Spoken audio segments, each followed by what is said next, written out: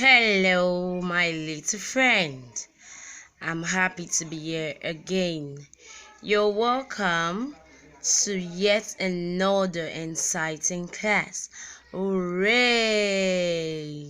Now, today in this lesson, we're going to look at the topic the Africa's struggle for independence. Can you say it? Africa's struggles for independence. Now, today, we will look at the struggle for Africa's independence under two subtopics, which is Senegal struggle for independence and Cameroon struggle for independence. Are we ready? Now let's go. Senegal struggle for independence. The capital of Senegal is Dakar. You should know that. Then also Senegal is a country in West Africa. It is found in West Africa. The official language in Senegal is French, just as the official language in Nigeria is English, so the official language in Senegal is French. The people of Senegal are called Senegalese. Can you say that after me? The people in Senegal, or the people of Senegal, are called Senegalese. Now, the Portuguese were the first Europeans to reach Senegal. So, apart from the natives of Senegal, the first Europeans to enter Senegal were the Portuguese. And they traded in clothes and metals with the native people in return for gold and ivory. Now, after some time, the Portuguese were replaced by the Dutch and the French, who also traded with the native people. Now, in 1895, France made Senegal a colony. When this happened, the Senegalese were not happy because the French government was not favorable to them. They could not participate in the governments of the country. They never enjoyed the benefit from the natural resources. They worked very hard and were heavily taxed. Due to this, some of the Senegalese began to talk about getting an independence. And this brings us to Senegalese nationalists. They are the ones who fought for the independence of Senegal. And we have about three of them here. The first is Leopold Senghor, two is Abdou Diouf, and the last one is Lamine Gueye. These were some of the Senegalese nationalists. Now, we're going to look at how Senegal got her independence. That's what we're going to look at now. Okay. In 1958, Senegal began to rule themselves. In June 1960, Senegal became independent, while in August 1960, Senegal became a republic. So this was how they got their independence. So Senegal got their independence the same year Nigeria got her independence, but in different months. Senegal got her independence in June 1960, while Nigeria got her independence in October 1960. Now, we're going to move forward. We're going to look at Cameroon's struggle for independence. How Cameroon got her independence, what happened in Cameroon before the independence was granted. Now, on the map of Africa, Cameroon is Nigeria's neighboring country. The official language in Cameroon are English and French. Yaoundé is the capital of Cameroon. Now, the country Cameroon had many colonial masters like Germany, Europeans, French, and British. The forces invaded the area in 1916, but in the year 1919, the British and the French divided Cameroon. British took part of Cameroon and also French. The Cameroon people were not happy because they were not treated as part of the country. They were not allowed to vote, and they began to call for independence. So they were not allowed, they were not happy at all, just the way Nigerian citizens were not happy. Now, in the year 1958, French finally granted Cameroon self-government. They began to govern themselves, while Cameroon gained her independence in the year 1960. Now, we're going to look at the first Prime Minister of Cameroon. It was no other person but Amadou Ahidjo. Amadou Ahidjo. He also became the first president in the year 1982 after they have gotten their independence, and he resigned from being the president and handed over to Paul Biya, who became president.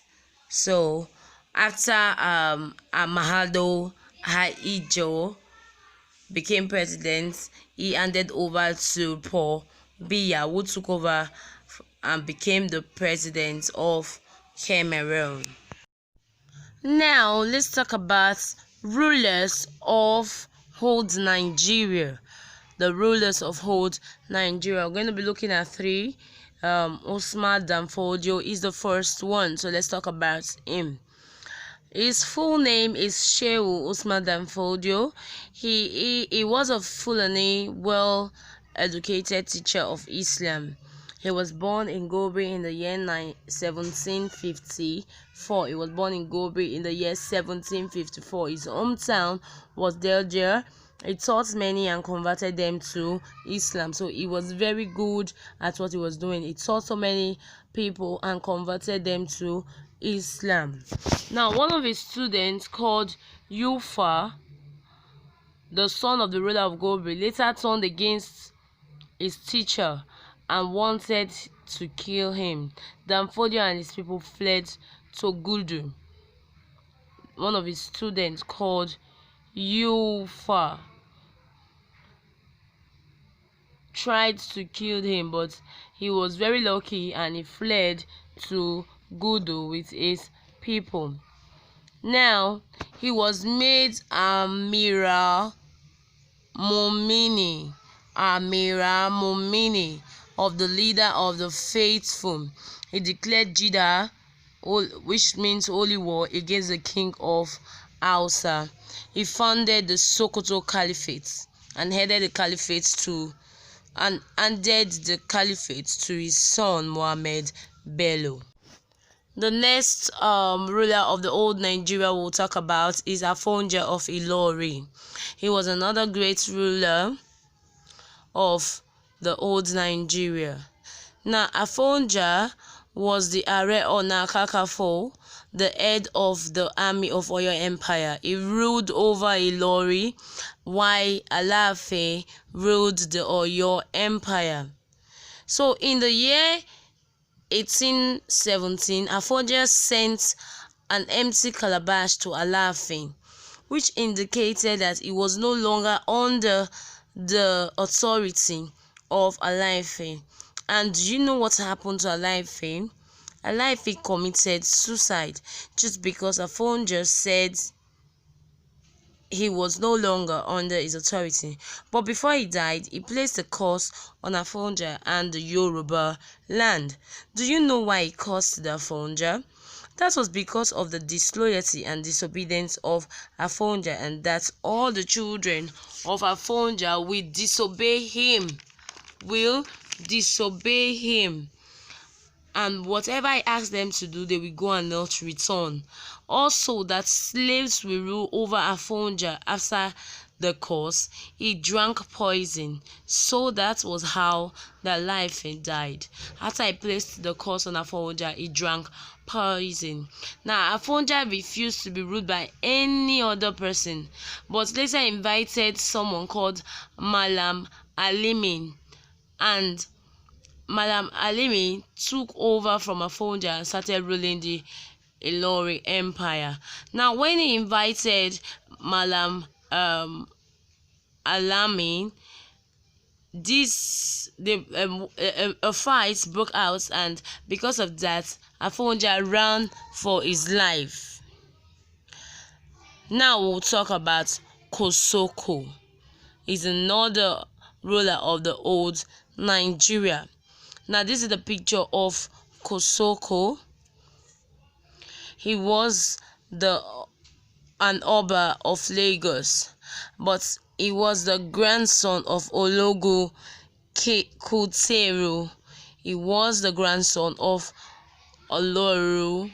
He was the grandson of Ologu Kutere in Lagos. He plotted a coup against Oba Akintoye, the then Oba, with the help of a Lagos businesswoman called Madam Tinubu. Now, because due to this coup he plotted, the Oba Akintoye went into exile. Now, he was a feared ruler. Everyone feared him. He participated in slave trade. But the British government tried to enter into agreement with Kosoko to stop the slave trade in Lagos, but he refused. Then the British government sent soldiers to attack Lagos, but Kosoko defeated the soldier the first time.